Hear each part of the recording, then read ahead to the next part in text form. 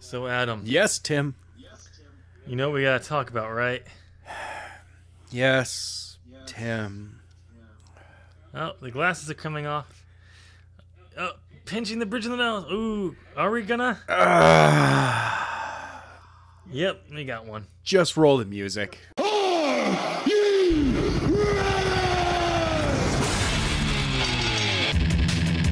really want to do this, but I don't have glasses to do this. It's not the same.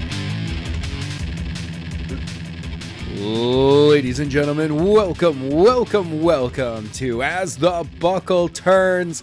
I'm Adam. I'm Tim. And this week, Tim has a 6-hour rant that he'll be going over. We'll save that for later in the show, though. I think Adam, your sums up this entire weekend. Yes, but I've set aside a 6-hour time period for you. I know. I appreciate it. Okay. The audio file is going to be huge though on your end. I don't know how YouTube is going to be able to handle this file. I don't know either. It's a huge But file. let's jump right into the first big piece of news. Adam, I believe you have that. It's the most petty thing WWE could do right now. That's right, ladies and gentlemen. They have uninvited Kevin Smith from appearing on SmackDown. I believe it was supposed to be this week's SmackDown. He was supposed to be there. And they were like, nope, Yep. You're no longer needed because you were on AEW Dynamite. I'm just like, what? No, He's friends with Chris Jericho. Chris Jericho got him a ticket. Yes, it's a front row seat, but whatever. oh, but it's not even that. It's probably because he said, I haven't had this much fun at a show in a long time. Willing to bet it's probably one of those that Kevin walks into it the same way that I walk into it.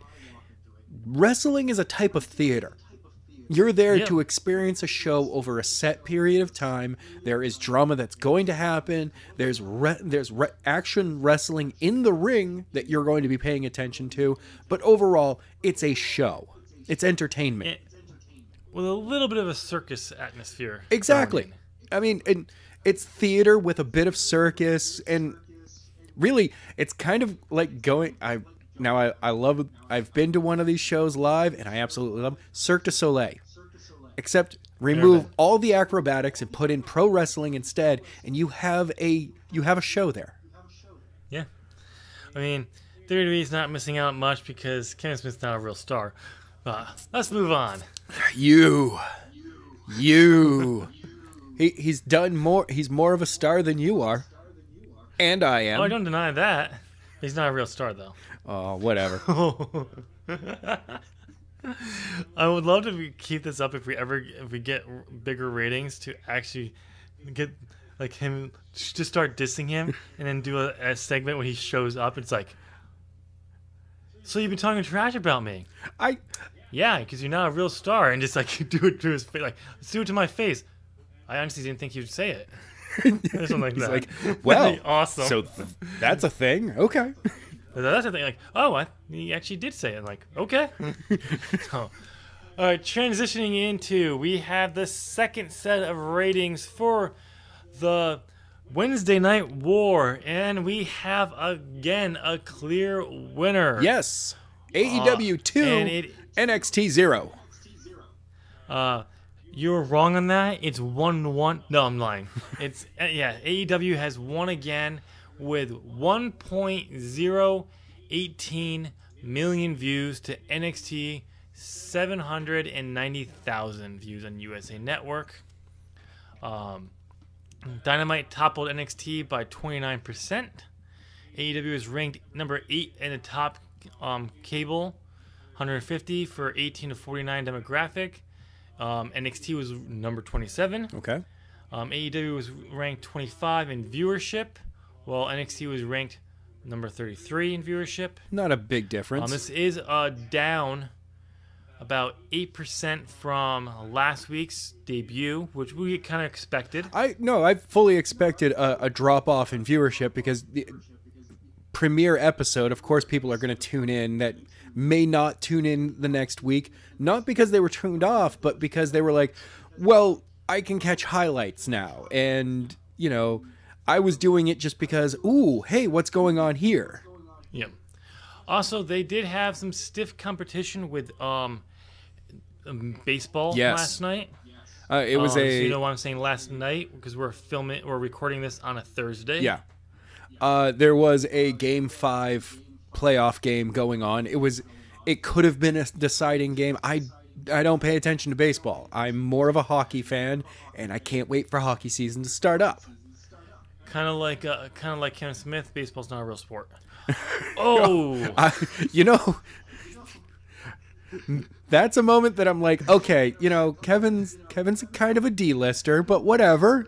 Actually, he's slightly above D-lister at this point. See? It's depending on who you talk. It's depending on who you talk to. Really. Well, I also honestly. consider a lot of reality TV stars to be at the D-list, and Kevin's like, I haven't dove down into that yet. No, I don't consider reality stars actual stars. So. Oh, okay. Kevin Smith has a lot on them. Yes, he does. I actually view social media stars over reality TV stars. That's gotta say something. Now, you did see a number that actually showed that the AEW audience had grown, though. I believe so. Hold on. No, it does not have that. Yeah.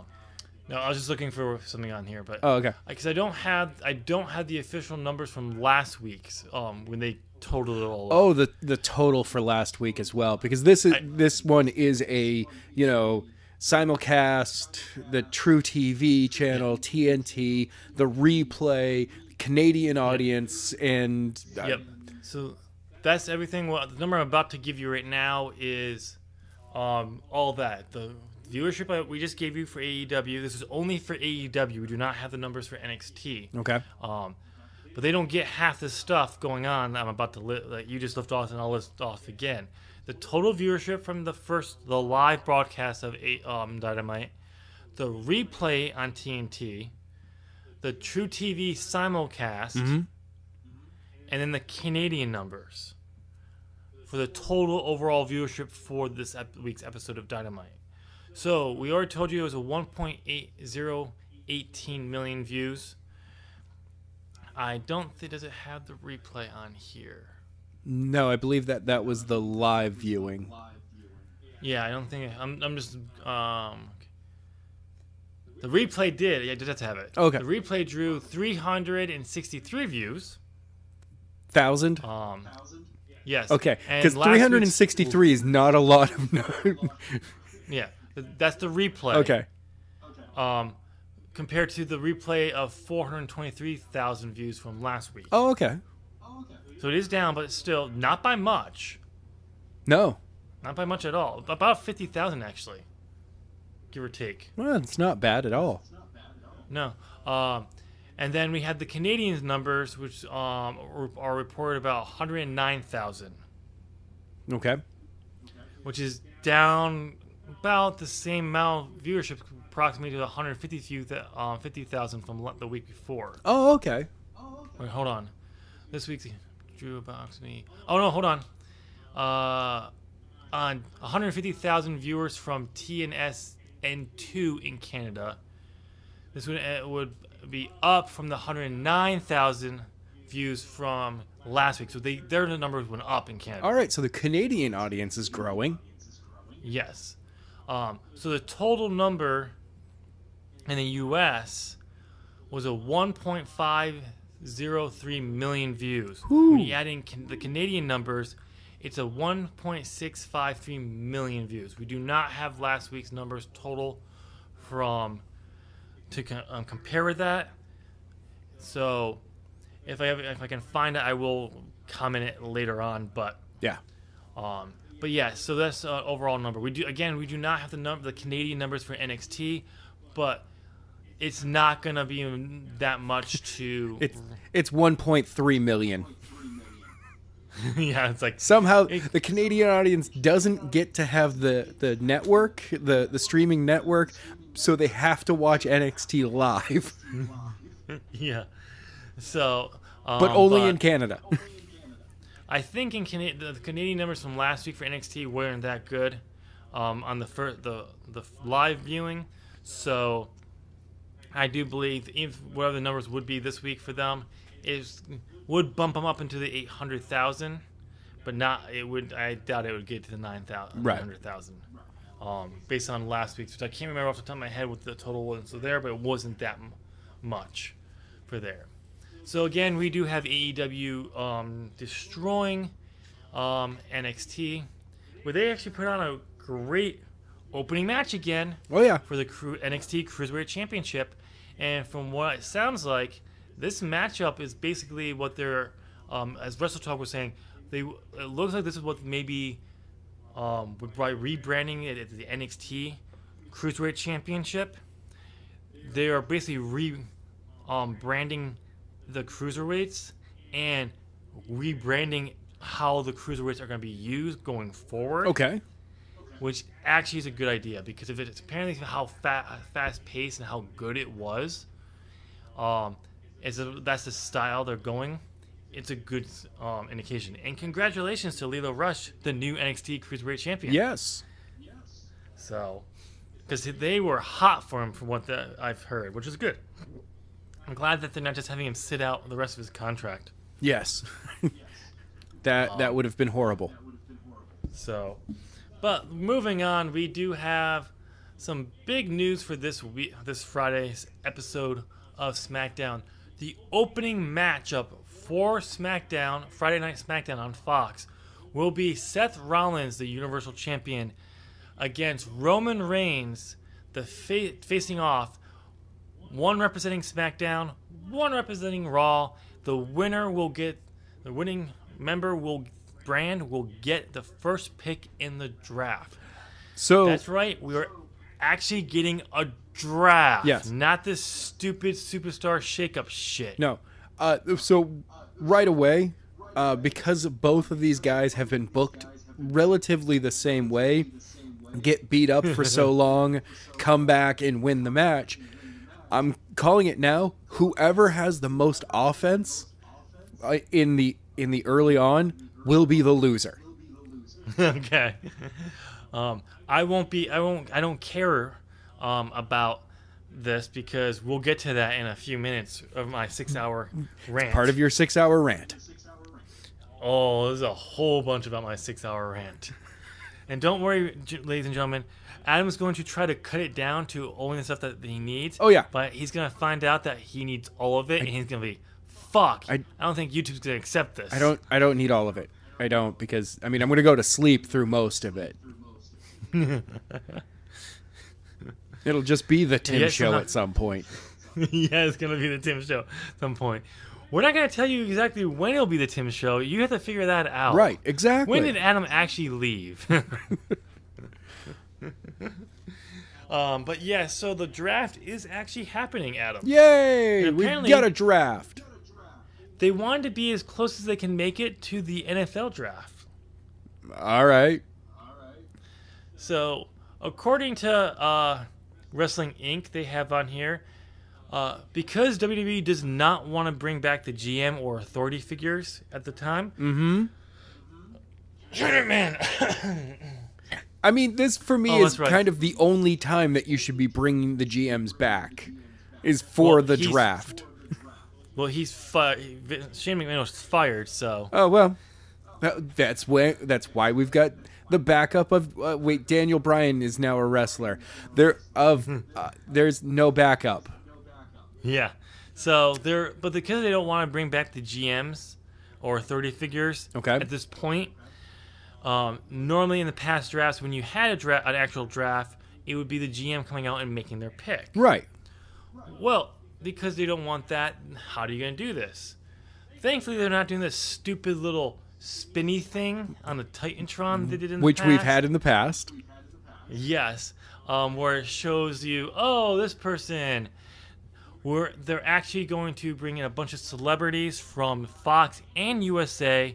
From what it sounds like, these are going to be the people who will come out for each brand. Okay. So people who are from Fox will do the SmackDown, and the ones from USA will be the ones doing this Raw. Okay. And announcing who the pick will be. That's my guess. Because they have a whole shitload of celebrities coming in for Yes. this. Yes, they do. I'm not going to read you the list because I read you the list, Adam, earlier. I got so bored, I actually tuned it right out. Yeah, I'm not surprised. I heard a couple of names bored. in there. Other than that, I was just like, "There, he's still talking." Okay. Yeah, I got bored telling you all the names. The biggest names that I could see that are on here are Terry Bradshaw will be there. Michael Vick. Rob Stone sounds like, if I remember correctly. I know the name Urban Meyer. Yep, Urban Meyer. James Rodden from Psych. Okay. Clearly going to be choosing somebody for SmackDown, obviously. Dual Hill from Psych and Suits. I'm trying to think who. I have no idea. I really don't watch any shows on USA since, like, Burn Notice. You should really watch Suits. You'd like it. It just ended. Oh, okay. After 9 seasons. Of course. It's the reason why I won't watch Supernatural now. There's 14 seasons. I can't handle that much. 15. These are their final seasons this year. Of course. 15 seasons. But no, so yeah, okay, I know who the guy is. This Dual Hill is. He's actually a really good guy. Oh yeah. Suits too. But but yeah, definitely check out Suits. The seasons are small or short. The first season is 13 episodes. I think it was the second season when they started doing a total of 16. Oh man, you're asking too much of me, man. I have a problem with I'm very slowly working through a show right now that's 25 episodes long. Very slowly working my way through it. Well, here's an idea. Just tell yourself Suits is the new Doctor Who. Just nothing to do with sci-fi or Doctor Who. Yeah, I can't do that. It doesn't work that way. No. But no, if you actually did watch it, I think you would like it because there's a lot legal drama and all that. And I think you'd actually kind of like it. Oh, okay, cool. So those are a bunch of people coming in. A lot of people from football. We do have the rules for the draft. Yeah. So there will be 70 superstars as well as tag teams eligible for selection this year's WWE draft. SmackDown gets to draft 30 superstars. Raw gets to select 41. What? This kind of throws the face that SmackDown's the new A brand. But again, they're saying because Raw is a 3-hour show, that is why they get more superstars. That does make sense. It kind of does make sense, but at the same time, I think this is Vince McMahon just trying to say, hey, I still want Raw to be the A show. And he's just kind of like holding on to it. In his heart, Raw is still the A show. Because, let's be honest, Raw is not going to use 41 stars. No, it's going to be 15. 15 will get the 3 hours, so it doesn't make a difference. And then anyone who's left over, hold on, tag team, let me get to this first. Tag teams will count as one pick unless Fox or USA Network specifically wants to pick only one superstar from the team. I hate that. It should be the tag team no matter what. There's only a few handful of tag teams that I see them splitting up. Well, I mean, like, Rude and Ziggler. Those I can understand. But, like, the B team, the Revival. You don't break up teams like that. They're not going to. They're not. And then any undrafted superstars will immediately be declared free agents and will be able to sign with any brand of their choosing. Okay, that's cool. So, and then we have Pacific now to make it even more of a, not saying challenge, but interesting. I do think this is interesting. And I say good interesting or bad interesting. I'm just interesting. Only certain superstars are available to be drafted certain nights. So there are certain people who could only be drafted tomorrow night on SmackDown, and certain superstars who could only be drafted on Raw's version of the draft this coming Monday. The big names are, for tomorrow night, Becky Lynch, Roman Reigns, The Fiend, Drew McIntyre, Randy Orton, Sasha Banks, Braun Strowman, And let's see if there's anyone. The Revival, Kevin Owens, and the B Team. I had to just throw someone in there. Oh, and I'll throw a women's tag team in there as well. Alexa Bliss and Nikki Cross. That's tomorrow night. Yeah, I don't know why it's limited. Like, it should be so many picks per night, and it's the entire roster is open. So, yeah, I agree with that, but because it's not like only people from Raw's brand are the ones being open for draft. It's mixed. Oh yeah, Raw I know. and SmackDown. But I get what you're talking about. I feel so that the big names for, the roster should be open from the very beginning. I agree, but I do think it is interesting that how they're doing this, and maybe it will come off. It will work better this way. Who knows? Well, I mean, when they did the entire roster, when it was the McMahon and Flair draft, and John Cena went number 1 overall, I think that like kind of did lead a little bit more importance, because they were like, out of everyone on the roster, we're choosing this guy first. Unlike this time when it's like, all right, well, out of everyone that's available tonight, we choose this person first. And it'd be like, well, yeah, but it doesn't make them any more important than the person who is the first available draft choice on Monday. No, I know. But the ones available for Monday, the big names are Universal Champion Seth Rollins, Brock Lesnar, Charlotte Flair, Shinsuke Nakamura with Sami Zayn, which is an interesting notion. Okay. Aleister Black, New Day, Daniel Bryan, Bayley, The Miz, Dolph Ziggler and Bobby Roode, the Kabuki Warriors. Who's another big name on here? Yeah, Iconics. Okay. Rey Mysterio is also for Monday. Okay. So those are the bigger names. There are a few other ones, but those are the bigger names that are available for Monday's draft. So, but the draft is coming up. We are getting specific brands with specific superstars, which did lead to some question on how is this gonna work with crossover championships, such as the women's tag team championships, right? The 24/7 championship. I feel that when you hold those crossover belts, it doesn't matter what show you're part of, but when you drop the belt, you return to the show that you were drafted to. Yeah, because one of the things the question was, there was a rumor going around, which will be part of my rant in a few minutes. Okay. That there's a possibility they may retire the women's tag team championships. Already? Yep, there was a rumor going around because they were a crossover brand, and they want USA and Fox want Pacific brands, Pacific superstars only. So that was a rumor.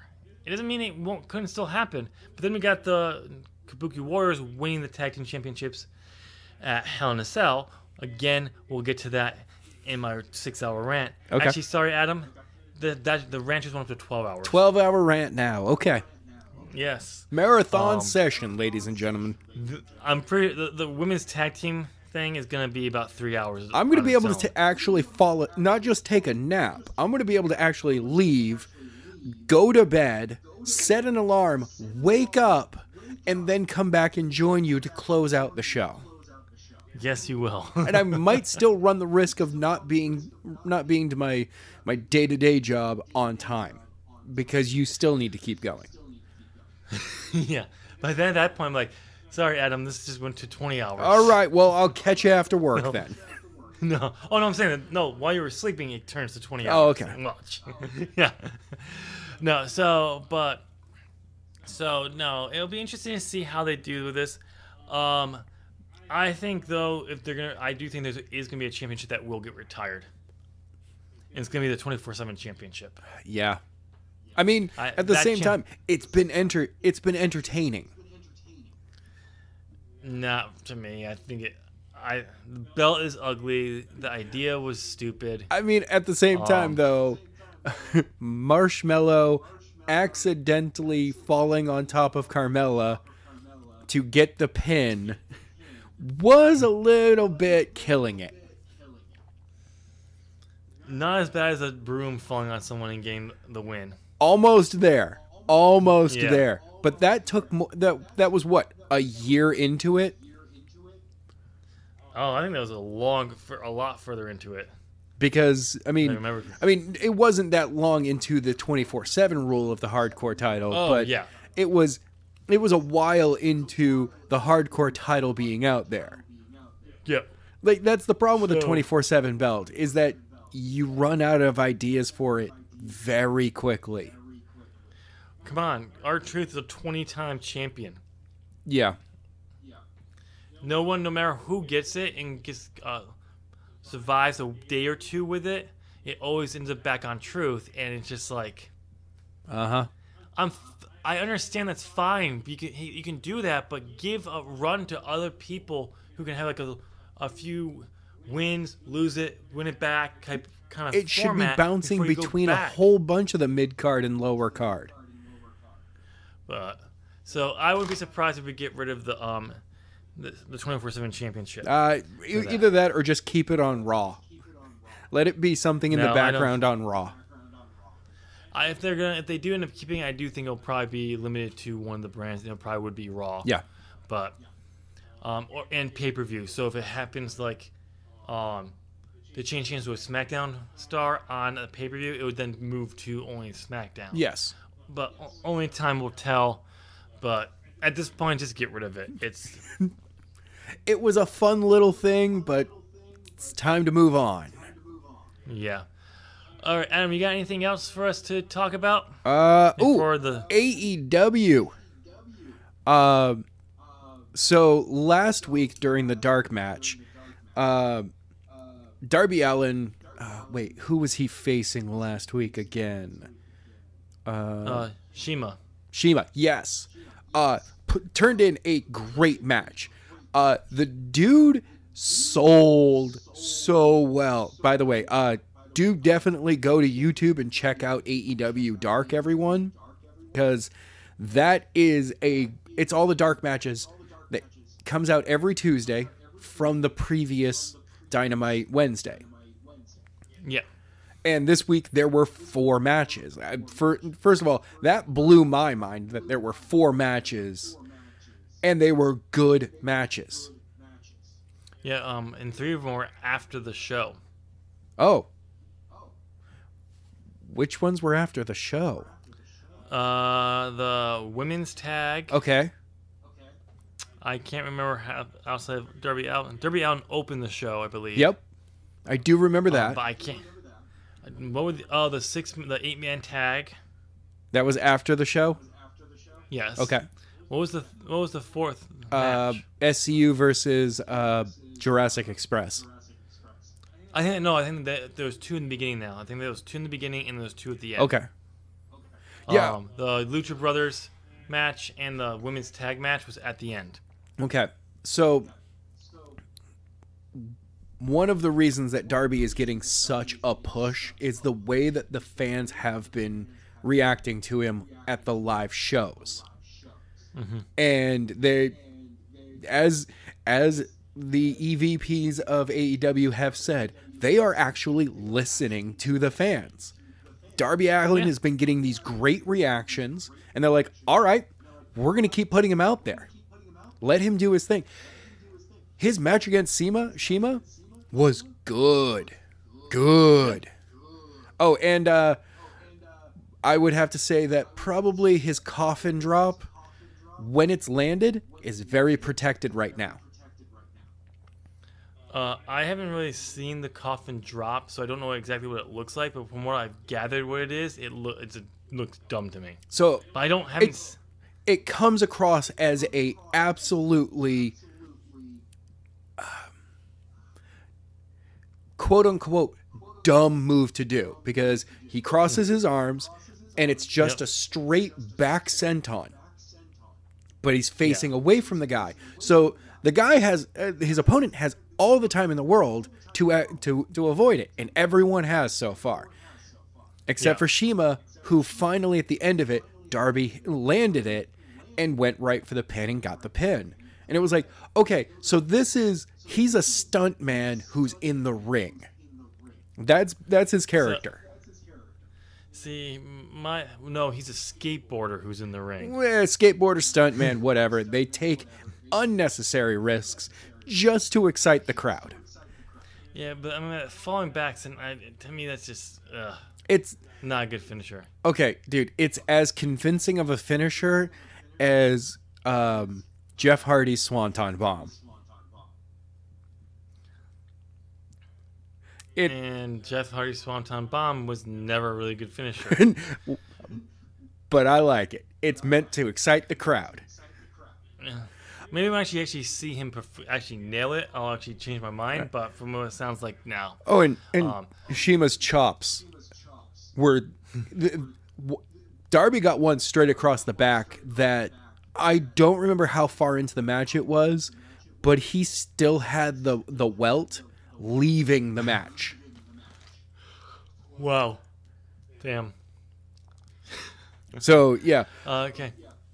Also, in other news, with AEW unofficially announces Ukes will be making their video game. So, yeah. I like how this works out. We have Ukes making an announcement that they're working on a wrestling game. And AEW makes an announcement that they, not really officially makes an announcement, but through Kenny is saying that they're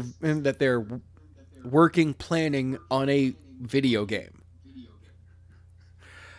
Oh, that's not what I'm talking about. Oh no! Apparently, there was something that came out through Twitter saying, I can't remember how it came up, but like Ukes did like a mock-up of using the Dynamite banner they used for the first premiere episode. Okay. And uses a cover for a video game type thing.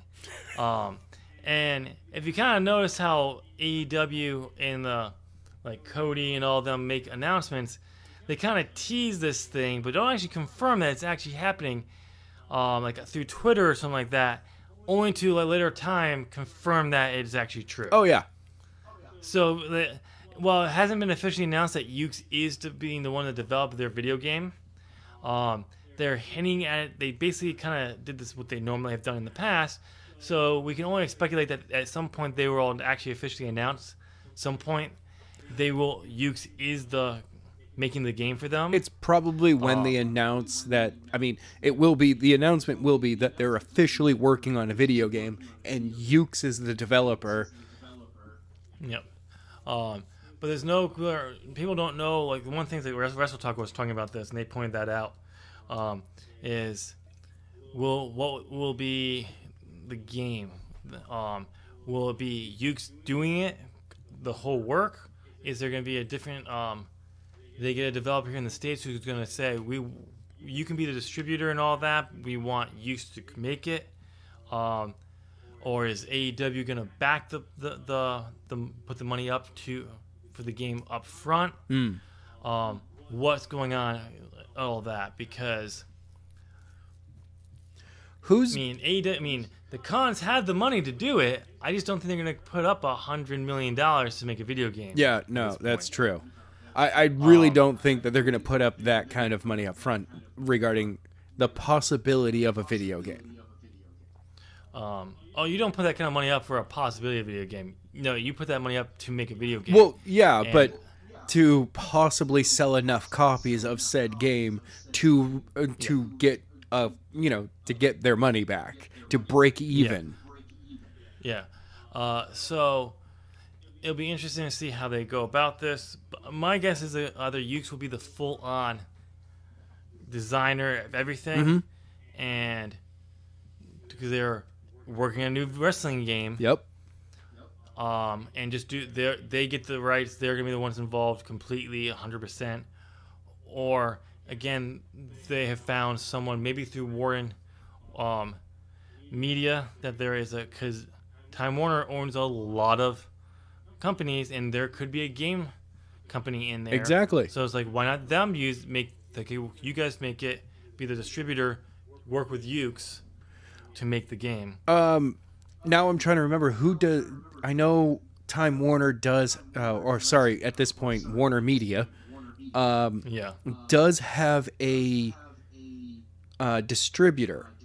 It's whoever distributed the Batman games, and I forget off the top of my. 1 second, let me run over and grab myself a physical copy. Insomniac. Is it Insomniac? Yeah, Insomniac. Oh yeah, that's Insomniac? right. Let's see, distributed by it. I believe it's actually Warner Brothers Entertainment. Oh, okay. Yeah. Well, no, Warner Brothers Entertainment. It was because they have to put it on there because they own Batman. Yeah. I'm just not seeing who distributed it. No, Warner Brothers Games. Okay. Rocksteady was the one who was the developer. That's right. So yeah, I mean, they have really, they kind of got in with Warner Media at a good time because they have an in-house distributor. Yep. Ukes has been making video games, wrestling games for a long time and has developed a very game-wise good game. They've been just making wrestling games for over 2 decades. Exactly. And they make a solid wrestling game. Yeah. Yes, there are flaws and there's, this little feature and that feature and, clipping issues and glitches, but that happens in a lot of games. A little too much, in my opinion, for games and at this time. Oh, we'll just fix it with a patch later on after we distribute it. I'm sorry. That's not part of the because of digital distribution. You've been able to put out a game probably a year earlier than you used to, and gone, oh no, we can work through these by patching them as people are playing them and reporting it. Yeah, but to me, it's because of that you've seen a lot more games come out with a lot more glitches than you ever had. Seriously, the Fallout series, okay? To me, that's just unacceptable. Having a few glitches when it releases, that's understandable. It's gonna happen. Oh yeah. But to the point where you have to put out a massive patch to fix your fucking game. One of the things, by the way, Borderlands 3 has been great about not having any real glitches. I mean, I've run into a few of them where I've been on a mission storyline and gone to a spot and nothing, no enemies spawned. Okay. And it was just one of those that I was like, hey guys, so couldn't complete the mission because at this point no one spawned. All this stuff was, I got the audio, I've got cues that there's enemies around, but there's nothing here. Because of that, they've had small updates here and there, fixing balancing issues regarding loot and stuff like that. And I'm like, all right, cool. That's how you put out a game. You shouldn't be putting out a game like Fallout where you're like, okay, so that character's skin just went translucent. And then he fell through the floor. And I fell through the map too. None of that should be happening. Yeah. Unless you put a cheat code in that allows you to go through the barriers. Exactly. That's modding, and that's completely different. No, that's not modding. This is part of Bethesda's games. I do it all the time. I did it all the time with Skyrim. Yeah. Bethesda really is one of the worst culprits of it. Because they'll put it in, so if you put the fly mode where you can just kind of move around, you can sink through the floor, go outside the boundaries, which is great. You can like look, you're like, oh, I need to get all the way over there. Where is it? You go through the floor, and you're just like, oh, there it is, and you just fly over to it, skip everything in the process. That's not a good way to level up, by the way. No, in these games, that's just wrong. But anyway, speaking of wrestling games, hey Adam, have you seen the trailer for the career mode, the story mode for WWE 2K20? I did, and I have a lot of questions as to what's going on, because it really did seem that, like, I absolutely love the fact that they're really pushing a women's storyline, so I can build a female character and run through the women's storyline.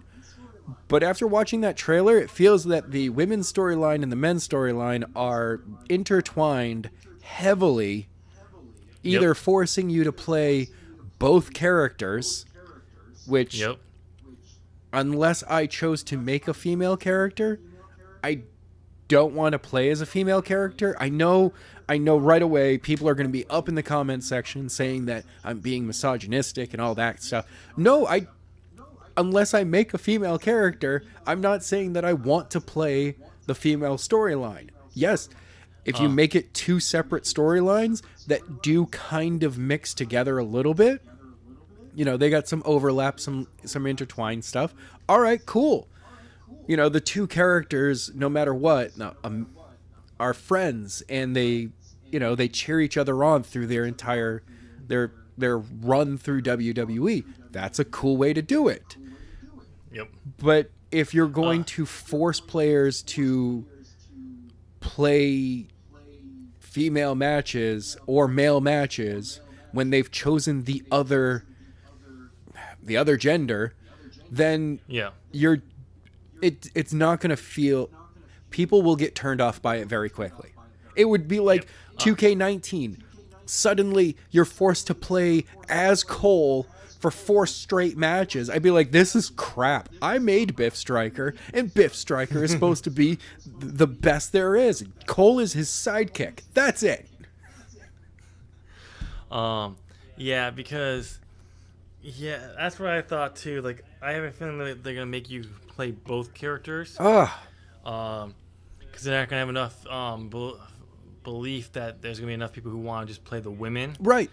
But it could be wrong, and then you can choose, but so you get that replay value on the women's side. Exactly. But at the same time, here's the thing: nothing in the story, that trailer, because I actually haven't seen the whole thing. I've only seen clips of it, but everything I've seen just tells me that, oh, by the way, it's gonna be like last year. You have no choices. It's always the same. Like, you have to do this. You can't go do this. There's gonna be no branching storylines. Nope. And it's going to be terrible. The graphics don't look that good. It doesn't look like 2K20 stepped up its game this year. It's just like, hey, here's a new storyline and an updated roster. Yeah. Here's a new Madden game. I watched someone, I can't remember the guy's name, who interviewed the 2 lead developers for W2K. And he brought up first questions like, so what's up behind the secrecy and waiting for only to announce this stuff so close to launch? And they're saying, well, we're not that far off from it. And they said, but like 2 weeks off from when we did it last year. Like, no, you were giving us stuff back in August of last year. Yeah. Not much, but we're getting little pieces here and there throughout August, September. And the big stuff came in about a month away. Yeah, we got a major trailer about a month away, but we were getting clips. Yep, we were getting little pieces through August. So, well, I think August was when they officially announced who was on the cover. Yep. Or no, so, they announced who was going to be on the cover way earlier than that, but we didn't get the first picture of the cover until August. But anyway, the point is that when they said that the reason why is because Ukes is no longer working on WE2K games, wrestling games, so they had to do it all in house. They had to get hire a bunch of staff. They had to get them up to par, getting into the code and backtracking and learning it just to get it to where it was before, which took a lot of work. Which I'm not saying it didn't, but I'm calling bullshit. I am calling bullshit on that too.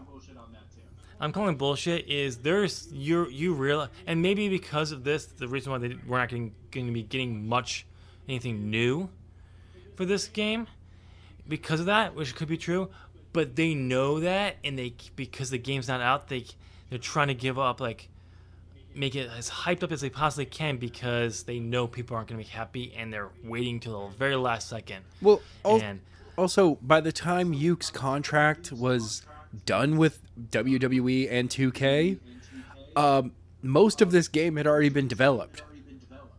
No, from what it sounds like, they had nothing to do with this game. Well, they only announced it March. But all of the development that they had done through however the 20 years, or all of that code, all of that framework is already there for this game. It's the next game that we'll see the actual changes that whatever the new quote-unquote studio is that's going to be overseeing the game will be. It's just 2K. It's just 2K in-house. All in-house. It's all in-house now. Oh, ooh, ow. And that's one of the reasons why they were saying that this game took a lot, because they had to learn through everything, get caught up with the pace by breaking it down, understanding it to get it back where it was, and so they can start doing the things how they want to do it, because they want to rival NBA 2K. Which isn't that made in-house too? Yep. Okay. So yeah, but overall, I'm just like, it's gonna be a terrible game. You're getting WWE 2K19 with a new storyline with the women's in it. Yep. A few modifications to Universal Mode, a new showcase, new roster. Basically, it's the same roster of last year, but maybe some new people, like an official. No, Ray was a DLC. Part of that. Yep. So, we're getting Tommaso Ciampa this year. Yeah. And more NXT people. Yeah, probably. So it's just like, no. It's like, I wasn't planning on buying it. Unless this game gets a perfect 10 across the board, I'm not buying it. Okay. I'm going to have to look at the story mode when it comes out and actually see if it does work with what here at Zop Gaming, what we're doing with New England Wrestling Alliance, if that will still work. Especially, we did the Adventures of Biff Stryker. I have a plan that will hopefully lead into the story mode for 2K20. If the story mode of 2K20 is able to work in a way that I can do that. Yeah. Part of the issue is going to be, because one of the biggest complaints last year was the story mode was too quick. It was short. It was not even like a year in WWE or anything like that. No, you come in just after WrestleMania, and by Elimination Chamber, you're done. Basically. Yeah. And that was a big turnoff to a lot of people. I kind of felt that, if you're writing a story for a single character in a video game, you would think that, wrestling-wise, WrestleMania would be a good place to end, especially since kind of the story picks up, or not picks up, but by the time you're in the WWE, WrestleMania had just ended. So why couldn't we finish and get the Universal title at WrestleMania? It would have been a better storyline. Yeah. So only time will tell if it is worth it, but overall, I'm not planning on buying it. There's other games I'd rather buy.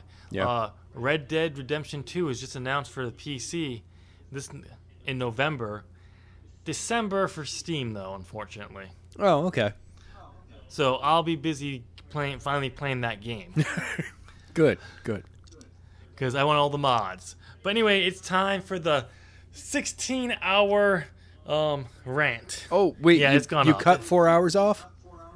No, I added that. I said that was going to watch. That would happen. I didn't say it was actually going to be 20 hours. Ah, right. You're tired, man. I can just tell it. Your face makes it hard to tell, but something about it just tells me Oh. All right, so we had a pay-per-view, Adam, this past weekend. I did not watch it. Neither did I, because Friday, I got so pissed off, I officially said to myself, I'm done with WWE. The final nail in the coffin was nailed. Hell in a Cell, possibly maybe it would work out where it could maybe rethink of it, leave a crack open. No, they put the dirt, they put it in that coffin in the ground, buried it, and nuked it. Okay, I was going to say, they actually lit it on fire first. As it was still on fire, tipped it into a grave, poured gasoline on it, waited for that to burn down to smolders, then filled it, then glassed the site. No, they just nuked it. They didn't do any of that. They just said, like, there's no point. Let's just nuke it. That's what glassing is. Actually, It was an orbital bomb. It wasn't even a nuke. It was just... Nuke. It was a 6 foot by 6 foot by 6 inch lead rod dropped from the International Space Station. Exactly. It drove a spike through it. Not just a spike, it basically hit with the power of an atomic bomb without the radiation. Exactly. So, yeah, I'm done after this. Now, you might ask, Tim, what happened to make you put the final nail in the coffin? Tim, what happened that made you not want to follow the WWE anymore? Which is a big change from when we started this channel. Independent wrestling... Screw that. There's no such thing. WWE. You were the WWE guy. What the hell happened, man? Sorry. I fell asleep while you were talking about... What were you talking about? Oh, it doesn't matter. It's not WWE. Yeah. That's how much has changed. My answer to your question, Adam? Yes. 9 seconds. Yeah, that happened. That happened. Kofi Kingston, 11-year journey, built up to winning the WWE Championship for the first time at WrestleMania, culminates with him dropping the belt, which he has to do at some point. Understandable. This, even better, is it's just been a massive redemption story because he even defeated Randy Orton. He defended the title against Randy Orton and finally got over that hurdle as well. And then 9 seconds. 9 seconds to Brock Lesnar, a part-timer who is going to not show up for weeks on end and hold the belt. We're getting Roman Reigns and Brock Lesnar at WrestleMania again this year, probably. Oh, probably. But 9 seconds. I am sorry. That is the biggest load of bullshit I have ever heard. Now, you had a great story with Kofi, and blew everything in 9 seconds. Yep. Now, we're not saying that Kofi should have beaten Brock. We're not saying that Brock Lesnar beating Kofi Kingston was bad. It's the fact that it's 9 seconds. Oh, it's the 9 seconds overall. Would I have gotten over Brock Lesnar being champion again? Yes. Everyone was saying. We said it last week. New WWE champion Brock Lesnar will be crowned on Friday. Yep. We said it. And then they did it in 9 seconds. There's the 9 seconds. I am saying it was wrong to put the belt on Brock Lesnar. Yep. Because they had a built-in storyline from Monday to save it. The closing angle that I'll get to in a second could have prevented this. But 9 fucking seconds. We've been ranting about this for longer than the match went on. Yes. Not even that, but you basically put in 9 seconds, you told everything Kofi Kingston did. His reign lasted longer than Seth Rollins' reign, who also won the Universal Championship at WrestleMania, who he lost to Brock Lesnar as a cash-in. At least Seth Rollins was beaten down after a hard-fought matchup against Corbin and Lacey Evans. before Brock came out and cashed in. Right. Only to win it back at SummerSlam in a good matchup and took it to Brock Lesnar. They couldn't even give Kofi that. Jeez. 9 seconds. You erased everything Kofi did in this past 7 months, 6 months, whatever long it was. Yeah. And not just that, you basically booted him back to the low mid card. So, saying the guy who's held this championship for almost half a year, over half a year, is nothing compared to the guy who beat Brock a few months ago. Was the Universal Championship and WWE Championships are on the same level because the guy who held the WWE Championship for so long couldn't last more than 9 seconds. Yeah. And then we get Cain Velasquez to show up. Sorry. Now, don't get me wrong. I'm fine with bringing Cain Velasquez. Oh, yeah. I actually think it's actually a pretty good idea. They have history from the UFC. Cain Velasquez beat Brock Lesnar for the UFC Heavyweight Championship. Yes, he did. This matchup does not need the WWE Championship to be part of it. Not at all. It will sell tickets anyway. You had the built-in storyline.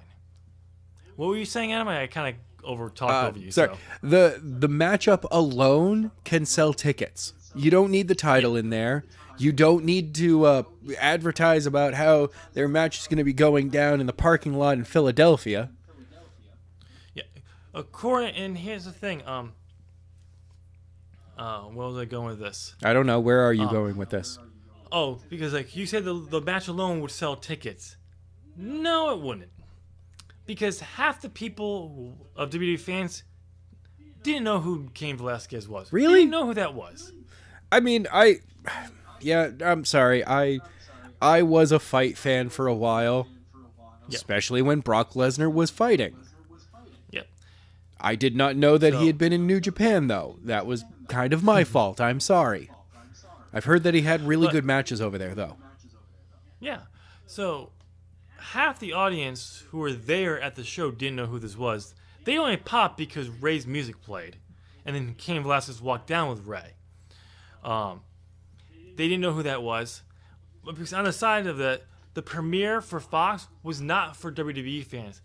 That was for Fox viewers and sports fans. That's what that show was for. Yeah.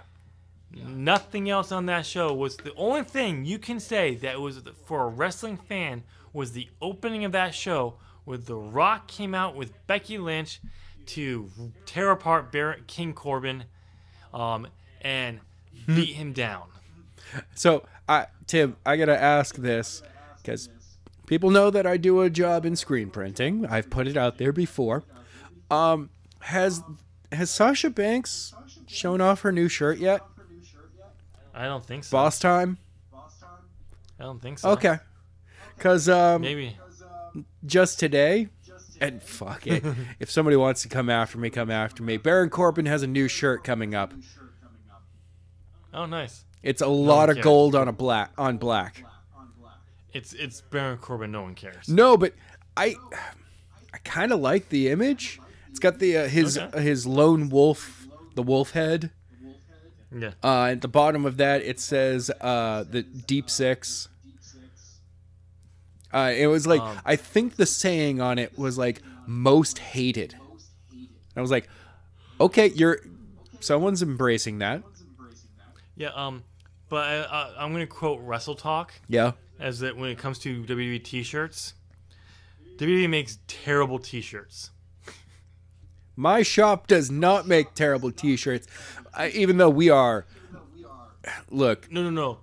They are pretty cool, but the demands. Quality, they're talking about the design of the shirt, which WWE makes. Oh yeah. We have to take their design and them. try to put it on a shirt. Yeah, you guys just print them. No, they're talking about the actual design of the shirt, what goes on it. They trash over there. And I agree with a lot of the stuff that they've got on there. Not as bad as the AJ style jizz shirt that TNA put out for him. That's very true. That's true. But okay, so let's talk about Cain Velasquez and Brock Lesnar. The rumor is this fight is going to take place at a street fight in Philadelphia, right outside where the Rocky statue used to be. Oh, okay. It's down it's down the street a little bit in a back parking lot that really nobody uses anyway. No. That's where the rest of the show is going to take place. This fight is taking place on the stairwell where Rocky. Oh, okay, cool. Is. Get some more eyes on it then. For this. Yeah, because they're hiding everyone else everywhere else because they're ashamed of them. Okay, so Adam, I have to break our rule for this part. Oh, what rule? What actually? Crown Jewel. Oh no! You said the dirty words. I said a dirty word. Yes, the rumor is they're gonna have this matchup at Crown Jewel this year, and to sell tickets when no one gives a fuck about that over there, and they have to hype up and explain who Cain Velasquez is. And again, I'm not opposed to bringing him in, but you just jobbed out your champion, and the person who had momentum built up out of nothing. He came into a elimination chamber matchup as a substitute, and the fans backed him. Yep. They backed him based on his gauntlet match performance as he was named the substitute for our league, and they yes, we're behind this. We want Kofi to win this. We don't think he's going to, but we want it. And we got them to change their pay-per-view match. It was supposed to be Kevin Owens versus Daniel Bryan at WrestleMania. Ooh. But we got Kofi in there. And we got a much better match. And he won. Yeah. And you destroy it for Brock Lesnar, who's never there. Nope. Not at all. A guy who your audience doesn't even know who he is, that didn't need the championship. No, I'm sorry. You're supposed to be making new stars. I don't know if you realize this, Vince, but you're in a war with another company. Apparently, your other two shows aren't allowed to are too big for the war, so you put your developmental against it, and they're getting fucking crushed. Yeah, they are. And so, but you got a little taste of what happens when you piss off the fans nowadays on Sunday with that thing. But 9 fucking seconds. That's the big thing that put the final nail in the coffin. The one that put the nail in the coffin before that was previewing the results for Hell in a Cell for the women's matches. Yeah. On SmackDown. Oh, Becky Lynch and Charlotte are going against Sasha and Bayley. The people. Guys, oh look, Bayley just tapped out. Oh look, Sasha lost a match. Oh, Bayley lost a match. I wonder what this match is going to be like at Hell in a Cell. As soon as that loss happened, I'm like, I'm fucked. Yeah. For at least one match. I wasn't really sure. I wasn't really sold on Sasha, but I was like, yep. Because we didn't actually, that guy, and here's the thing. Let's move on to Hell in a Cell, for the hell of it. Well, yeah. We had only 3 matches announced. Yeah, that was kind of bullshit. Last year. That was kind of bullshit. I mean, you spent all this time to hype up the premiere. And then the week before, you announce Crown Jewel. Yeah. That's the one of the pay-per-view that Vince really cares about because he gets all that Saudi money. That's why. But you have this big pay-per-view this weekend, and you didn't bother setting up any matches because you had to focus on the premiere. NXT is going against AEW for the first time for the full 2 hours on USA. That's a big deal. You didn't advertise it on Raw or SmackDown, but it's a big deal. And then you have the premiere on Fox.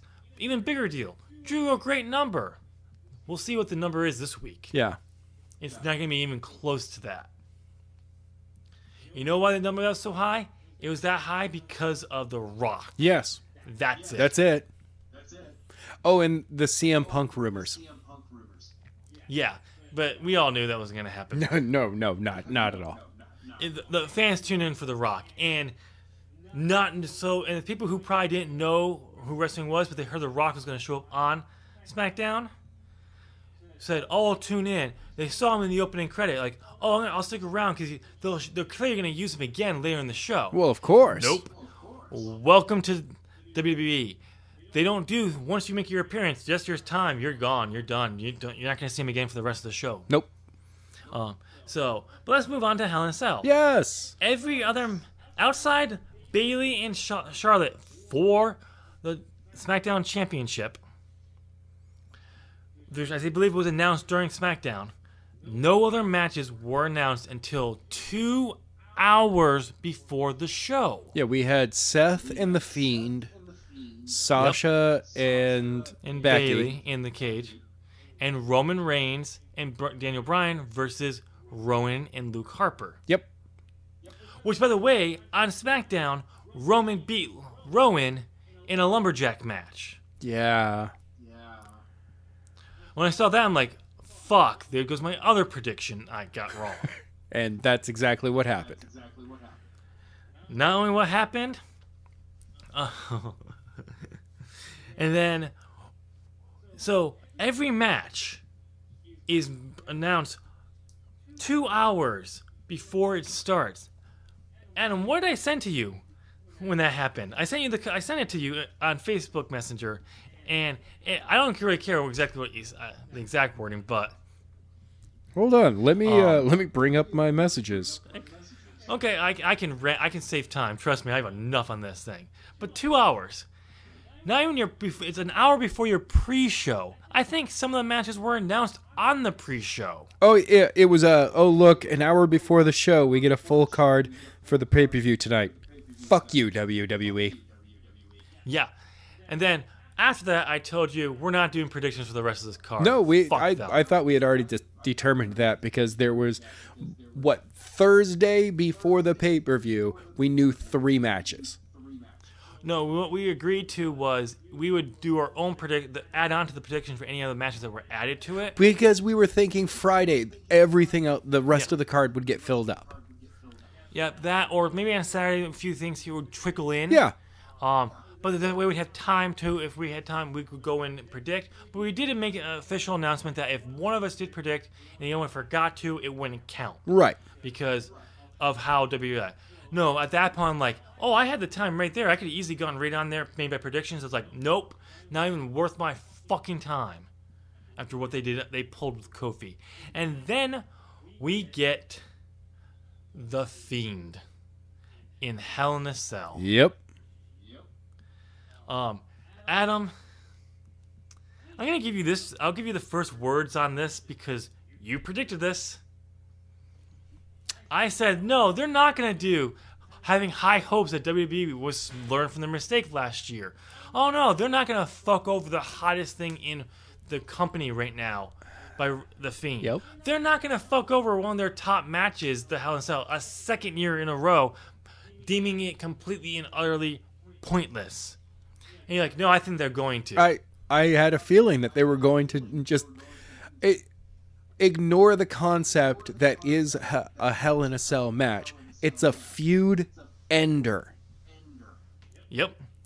Now, like I pointed out last week when we were talking about this, is that I can't remember who did it. I think it was WrestleMania, now that I think about it, who did a very good job of going over the history of the Hell in a Cell and how it became established as a feud ender. And then it became its own show, in their minds, deeming it not a feud ender. Mm-hmm. But the thing is, for the first few years of the show, it was a feud ender. Yeah. It quickly became just another thing for the show, but it was still held some really great matches. The Usos versus the New Day. Yeah. Hell in a Cell. That was like one of the best non-bloody but brutal matches I've seen in Hell in a Cell. Sasha versus Charlotte. For the first time women in a Hell in a Cell match. Yes. Main eventing a pay-per-view. Was a great match. Botches, but it was done well. Right. But then we got last year's where we had a no contest because Brock Lesnar interfered and laid both people out. Yeah. Which, and then, it doesn't make sense because, we had Kane do that. Yep. Laid out. It was because Brock Lesnar laid both them out. Therefore, it doesn't make any more sense. You can't explain it in a way that would make any sense why you will. And then with this year, we decided to ref stoppage in a Hell in a Cell match. I'm glad you brought that up because I was going to bring it up, but I'm glad you brought it up. Yes, ladies and gentlemen, you've heard it correctly. The official decision of the Hell in a Cell between Seth Rollins and The Fiend was the ref stopping the match, Seth winning by stoppage because The Fiend was too injured to continue. And how did the ref determine that? Because he didn't check on The Fiend at all. He just immediately after the hit just called it off. He figured it was too much that he had to get The Fiend out of there. But here's the thing, because we announced this, but that's not how it played off. No. It played off like a DQ. Yeah. The hit happened, the ref called the match, and we were like, did Seth just get DQ'd for using a weapon in a Hell in a Cell? After using all these other weapons, but it was a sledgehammer. Yeah, the sledgehammer was too far. But Bray Wyatt used his cartoony hammer early in the match, and that wasn't too far. Well, no, because it's a cartoony hammer. But here's the thing. It's supposed to be a ref stoppage, but because it plays off like a DQ, WWE had to clarify through social media and WWE.com it wasn't actually a ref stoppage. No, it was a fucking DQ. You know how people know it was a stoppage? It's a stoppage, and the ref calls it off, and the announcer says, "Your winner due to a ref stoppage." Yes. And you announce the winner. See, okay. Or the ref stopping the match. I mean, there is still a way that they could have played it off and really made the crowd go, "What?" I did that announcement. As the ref is about to go back to check on Bray, lights go out. Bray disappears. The Fiend is gone. And you're like, wait, what? Wait, lights come back. That way you still have the fans that are upset, but now the Fiend is gone. There's no Fiend in the ring. And you're like, how did the Fiend leave? Of course, we all know that he went under the ring, but whatever. Let the magic happen. Yeah. But no, I mean, you had Bray Wyatt was the hottest thing. Now, here's one of the things that was a big critique of this matchup was no matter what Seth did to The Fiend, he kicked out at 1. Right. And of course, because I got this from Wrestle Talk, they were watching a live thing and they were talking in their review of Hell in a Cell. They went too far with The Fiend. He was too powerful. The Undertaker, who at time has been seeming indestructible, never went this far. He kicked out of like 20 stomps. Oh, okay, hold on. There is a way that they could have done this if Hell in a Cell was the culmination where Seth has done a bunch of stuff to the Fiend. Fiend kicks out, lights go out, and the Fiend disappears. Like, it's just one of those that it's been going on. So the only way to finish their match was in a Hell in a Cell where, the Fiend gets the win because the Fiend can't escape. That's all it is. Yeah. But here's the thing again. This is like, the Fiend kicks out 20 stomps. It took 3 to put down Brock Lesnar. Well, and right. Brock Lesnar is the unstoppable. See, for me, I think the over the top was the fact that it was so many stomps. Not just so many stomps, but it was like chair shots, ladder shots, you name it. He pulled out all the weapons, and he would still just kick out at one. Now, like, don't get me wrong. I love the fact that they built him like he was a powerful and he was doing this, but 20? Yeah. So that's right there. That's too powerful because who can stop him? Roman Reigns with yeah, exactly. One spear. No. One Superman punch. One Superman punch. It's the next match where it's a Superman punch and a spear. Yeah. But no, it's just so that was that thing. Again, having him kick out of a lot of is making Seth Rollins' finisher irrelevant.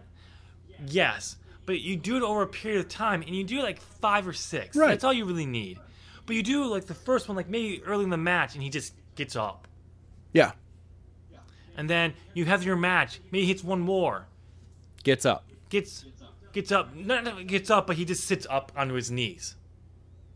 The third one finally keeps him down, but he kicks out before there's even the referee pin. Right. And then you do like you do the combo 3 in a row, and he still kicks out at 1. Yep. Now you know he's powerful, but he's not overpowered. No, not yet. But if every one of them led to a pin, as it did at Hell in a Cell, it ruins it. Yeah, and then, but still, because we still know that Seth Rollins' stomp is still powerful. Yeah, it's just the Fiend is just more powerful, and then the Fiend can get the victory for that. And the whole thing could have been Rollins' offense beating him, and the Fiend taking a hit and selling getting hurt. But then when you try to get the win, he just gets up. Right. But we get this stupid DQ finish. I don't give a fuck what WWE says. It was a DQ finish. And then we get, it was a ref stoppage. Only for the Fiend to get up and attack Seth immediately. Yeah. I think at that moment, the ref should have been like, nope, keep the match going. Yeah. But no. Here's the thing, and Wrestle Talk pointed this out perfectly, because I agreed this was my fear that they were going to ruin the Fiend by having him lose, was if you're not putting the belt on Bray, don't have the fucking match. Yeah, pretty much. Because I feel that that's kind of the entirety regarding WWE right now, is if you're not planning on going through with this storyline or this feud or whatever, don't do it.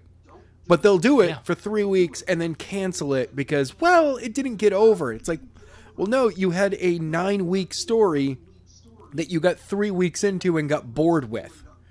You decided that you didn't want to go through the other 6 weeks of it because it's a lot of work. Who pays attention to that much anyway? People have short attention span. You can't do long-term storytelling. Yeah. No, Vince, people have limited attention spans. Your attention span has decreased because you're old and out of touch. Exactly. But no, you shouldn't have done this. You just debuted the Fiend at SummerSlam in a squash match against Finn Balor. Yeah. Who willingly put him over because he saw he was taking time off. He saw it was hot. Why not? And I kind of feel that the Fiend can be used right now, or should have been used for a while, as the guy. Remember when Randy Orton was the Legend Killer? He'd have a small run with a legend, and he would take them off TV at the end of it. Why not have the Fiend be the guy who takes people off TV for a while so they can go on vacation, go rest up, or whatever. But he goes through, and it's the entire roster that he goes through, and then eventually goes into the title picture. Honestly, they dumped him into the title picture too quickly. Yeah, because they had the perfect excuse of what his storyline could have been. He's going after his past rivalries that he failed at. You build him up for those. You had Finn Balor. If Matt was healthy, bring back Matt Hardy. Yep. Have him beat him up. Yep. Then go after someone like Samoa Joe or whoever's like Eric Rowan, Luke, Eric, Luke. Bring back Luke Harper to have him job out to the Fiend. Yeah. I mean, even Braun Strowman.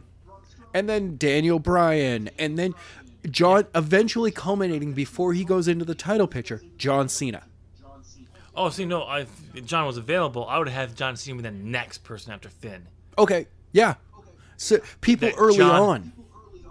John jobs out to. It's not as bad of a job as a squash as Finn was, but John gets some offense on, the Fiend just comes back and just railroads him, bulldozes him. And John uses his 6th move of Doom, and the Fiend just puts him into a mandible claw, and that's it. Just stands there, doesn't even sell it. Nope. And Cena's just like, what? Mandible claw, down, win. He gets hit, and he just tilts his head. Yeah, just tilts his head. And it's not even because from the blow, it's just him like, Like, really? What was that? That was funny. Yeah. And then mandible claw. That was like a fly. That was a fly. That felt like a fly. It was annoying. Gah. But no, you had this built-in storyline because it got hot and you didn't have anyone really built up. We gotta throw Bray Wyatt into the title picture. Yep. And well, we can't really put him in the pit. We don't want to take the belt off Seth just yet because we just put it on him. Then don't do the fucking match. I know. And then, of course, what do we get at the end of the show? Oh, we'll have the Fiend come back, beat him up, and that'll send the fans home happy. No. They wanted to see the Fiend walk out with a goddamn Universal Championship. So I watched somebody on Twitter who was watching, who was there for the match. It was a 39-second video clip of the crowd booing. Now the lights had fully come up, like at this point, and the crowd is still booing very loudly, and you can hear the guy when as he's panning around and he's doing the big wide shot pan around, and he's just like, I really hope my mic is picking that up because that is as loud as anybody will. Nobody will believe that it's this loud. Yep, and because they can turn off the mics on the crowd. Yeah. And what do you get? You had the fans calling for the match to be restarted. Yep. Oh, there was bullshit. There was an AEW chant at one point. That's how you know you fucked up. Yeah. You have the fans who are ready, who came to your show for something that you allowed to get super hot because you saw something there. Yep. And you fucked it up. And that's right. You forgot. You have a company that actually listens to the fucking fans. Yeah. Now, here comes out with we got to wrap this up. I could go on for much longer, but I know. An hour and 23 minutes. All right, thanks everyone from the editing department for cutting down Tim's rant to just a couple of minutes. Yes. You guys did an amazing job of making him sound like he wasn't being cut up and just forced all his stuff together. Thank you so much, guys. Yeah, good job. But you have a new company. You forget this. Yep. And now let's get to the reports of what happened backstage. Now there's conflicting reports on this. So we don't know if what's true or not. But there's one report that says Vince laughed at the crowd's reaction to the end of the pay-per-view. And then there's other people in the company who refute that and said, no, he realized that he fucked up. So I actually reasonably believe both things happened. That Vince reacted with a laugh to hearing people freak out that hard. Yep. And then as the boo and the negative continued to happen, went, okay, maybe I went too far with that one. Yeah. I'm sorry. How he couldn't have thought of that there was going to be any backlash outside of anything else but Bray Wyatt winning the Universal Championship. He's a fucking moron and out of touch. As you said. Let's not even go. Let's talk about something else that happened at Hell in a Cell. Oh, wait, there was more? Well, we got a 10-time women's champion with Charlotte. Again, on top of it all, she has to be on one of the lead champion.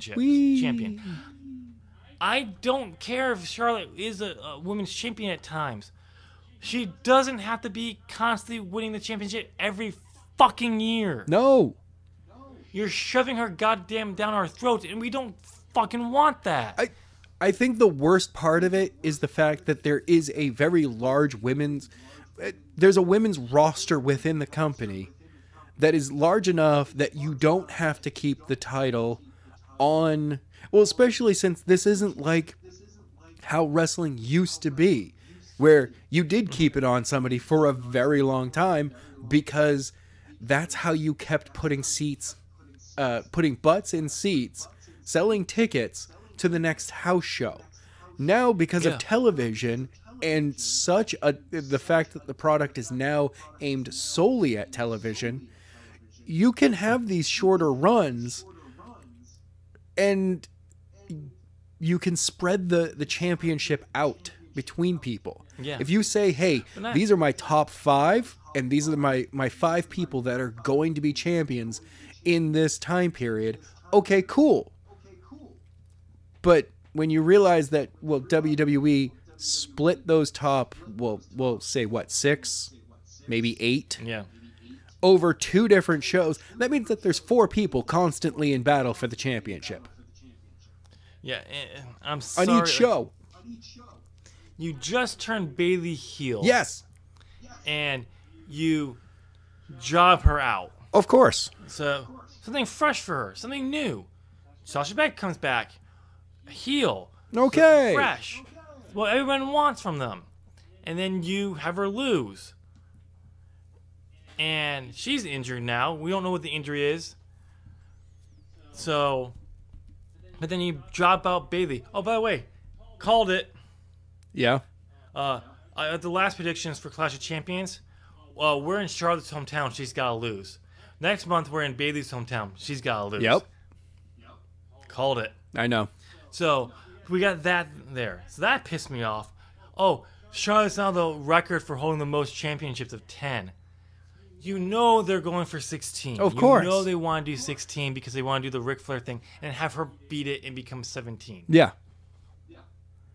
Do it that way.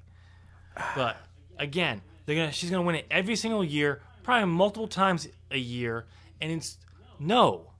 And then you have Rowan. You built him up. You had him actually beat Roman Reigns last month in a match. Yes, Harper had to show back up. So you built this up for a tag team. Daniel Bryan, Roman Reigns are going to come together and defeat Rowan and Eric Rowan and Luke Harper in a tag match. That's what they need to do. Before you do this, you job Rowan out to Roman on SmackDown in a lumberjack match, only to job them out again 2 nights later. And 2 nights later, in your big matchup. No, that's when you should have been like, oh, look, Roman got lucky because Daniel came to Roman's aid, and then you have, in the tag match, they get the win. Right. Building new stars. Oh, nope, it's Roman Reigns. He looked weak. We can't have Roman looking weak so far. Yes, you can. Because one of the things you could do is you build Rowan up for something. Well, maybe you even put the WWE Championship on him. And then Roman has to come back, and when he actually finally beats Rowan, it's for the championship. It actually meant something because beforehand he couldn't. Right. Nope, we gotta do it now because it's Roman fucking Reigns. Let's shove him down their throats again. So, and it's nothing against Roman. It's just overall bad booking, and I'm done. You're done. Your video game that's coming out in 2 weeks, less than 2 weeks now, is gonna be shit. You basically blew it all up, and when the time you had to win us over, that things were gonna change, you had 3 weeks of hot stuff on Raw, and it all went back to the same old shit. Because Vince McMahon can't stand not doing it what he wants. Wow. And I'm fucking done with it. That's a hot take, Tim. I'm not dealing with their fucking pay-per-views. I'll still do predictions, but I'm not watching it. Don't care. The only thing I will watch, and I will get my hands on a copy of it in some way, shape, or form, is the takeovers. That's it. Well, when it's a takeover, I'll watch it. I'm glad that hasn't changed about you. Because I know who I'm going to get with a takeover. I know that will be good. You're going to get high-quality matches? Exactly. A good show. So I will still watch that. But to me, anyway, NXT to me has always been, while it was WWE owns it, NXT has always been its own thing. Even when it's on the USA Network, they still treat it like it's something, it's not associated with the WWE. Right. Outside that, it's WWE only if they beat AEW. Yeah. But because it's not doing so well, it's NXT. It's not AEW hasn't beaten WWE. No, they beat NXT. Yeah, exactly. But if NXT beat them, NXT beat AEW. Yeah. It's WWE. If that ever happens. Yeah. I'm done. Okay. Don't give a fuck. I'm AEW. You're all elite. Live. Whoo. Oh, by the way, you know how sad WWE is right now because they're to try to show that WWE NXT has a cult following who are there for life. Yeah. They put a video out on their WWE PC channel of interviewing people for NXT saying, "Yeah, we're NXT for life."